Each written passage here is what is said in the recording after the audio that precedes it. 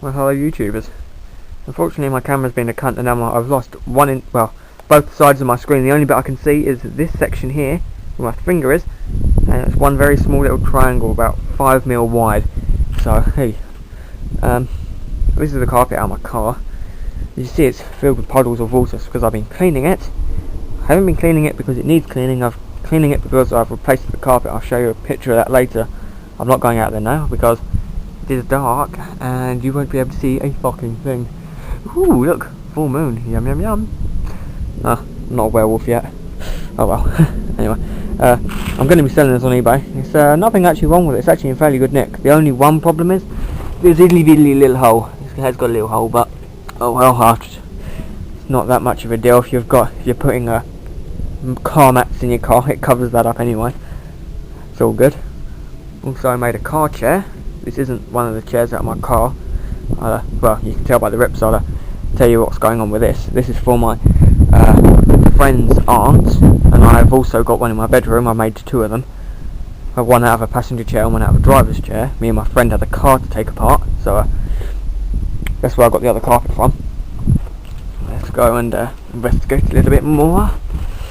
I put a cover up to try and shield this area a little bit, but the wind recently has really been picking up. You can probably feel it now, and I'm out in a t-shirt. I'm freezing my knob off. That there was the front axle from the old go-kart, and it was holding it to the roof. And sometime last night, it came crashing down. It managed to miss my bike, thank fuck. But didn't wake me up. I'm literally just up there. It didn't wake me up. It must have been some humongous crack noise that made. Let's do a quick update. Really, everything has been well, it's not been slow, it's just been extremely busy. I've been working my arse off. I was supposedly, the beginning of the holidays, I was supposed to work 2 weeks. At the end of the 2 weeks, he gave me another 2 weeks. At the end of those 2 weeks, he gave me the last week, which is this week, which started today. So, in theory, I asked if I could work the holidays. No, you can't, we don't have enough money. I'll have a word and I'll see if I can get you a couple of days. He came back. No, okay, well, you can have 2 weeks.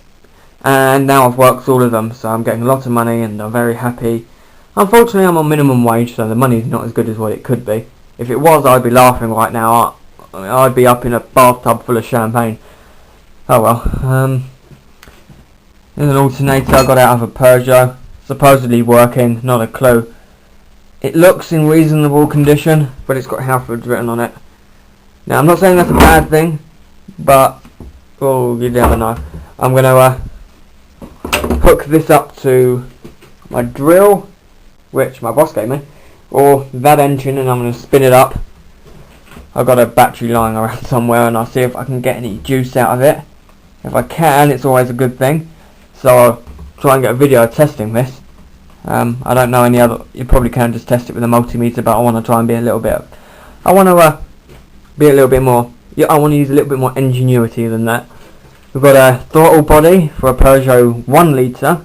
I'm going to try and sell this on eBay, but unfortunately things like this are very hard to sell for a 1992 1 litre Peugeot for a car that only 70-year-old plus old people drive. So it's going to be hard to try and sell something like this, especially considering it's from a 1 litre, so it's not interchangeable between the 1.1 or anything else for that matter.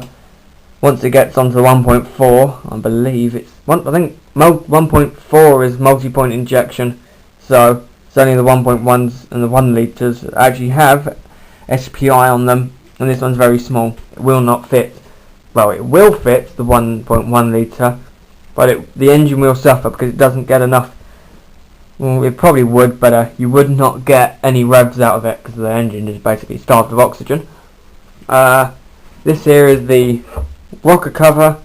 I've got to strip it, clean it, drill out these 2 holes, which were originally studs to hold on the small piece of plastic, which is this thing. Oh man, I feel crap right now. I've been Oracle, you know.